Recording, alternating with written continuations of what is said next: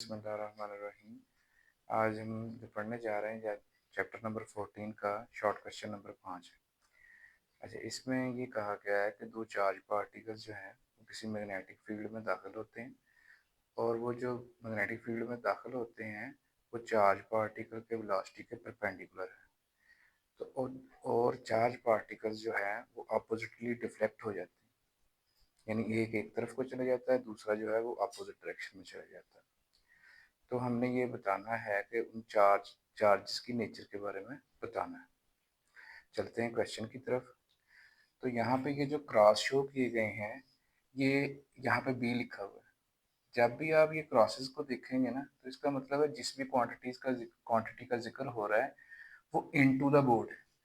अगर डॉट लगा के यूं किया जाए तो इसका मतलब होगा जिस भी क्वांटिटी की का जिक्र किया जा रहा है वो आउट ऑफ द बोर्ड है। तो इनटू द बोर्ड के लिए क्रॉस इस्तेमाल किया जाता है। यहाँ पे बी लिखा हुआ है, क्रॉसेस बने हुए हैं, इसका मतलब है magnetic field into the board.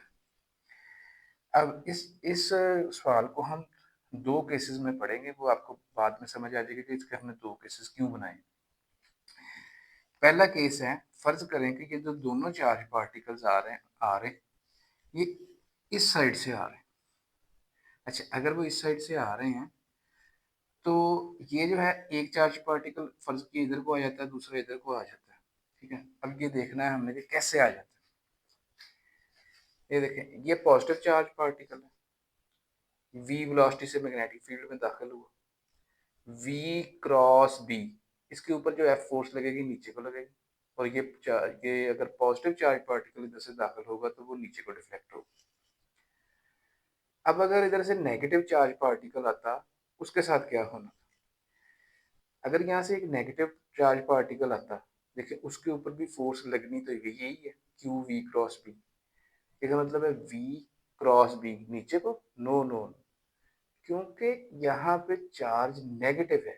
ये जो है ना वी क्रॉस बी की डायरेक्शन को चेंज कर देगा, यानी वी क्रॉस बी की डायरेक्शन ये नहीं होगी, इस नेगेटिव साइन की वजह से उसकी डायरेक्शन ये होगी। इसका मतलब है कि दो चार्ज पार्टिकल्स अगर एक ही साइड से आ रहे हैं और वो अपोजिटली डिफ्लेक्ट हो जाते हैं, तो इसका मतलब है कि उनमें जो चार्जेस हैं वो वो डिफरेंट काइंड के हैं, यानी एक पॉजिटिव है एक नेगेटिव है, तभी वो अपोजिटली क्या होंगे, डिफ्लेक्ट होंगे।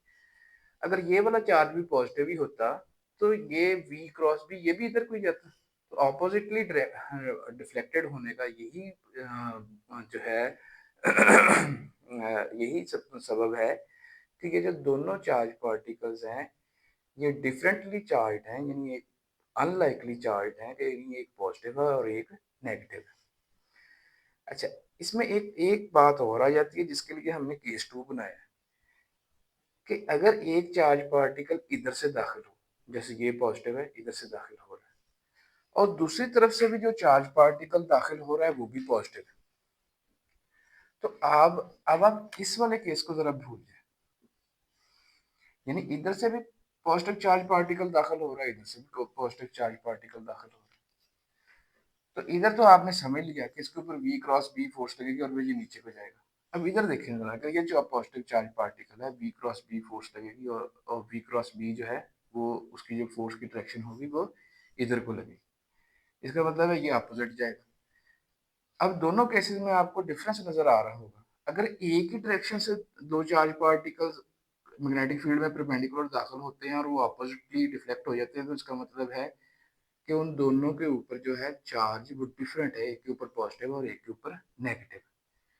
लेकिन अगर अपोजिट साइड से वो दाखिल होते हैं, तो यानी एक चार्ज पार्टिकल इधर से दाखिल होता है और एक इधर से दाखिल होता है, वो भी अपोजिटली देखे मुड़ रहे हैं, यानी एक ऊपर को चला गया एक नीचे को आ गया, तो उन पे सेम चार्ज होगा, यानी कि अगर इस पे पॉजिटिव है इस पे भी पॉजिटिव होगा।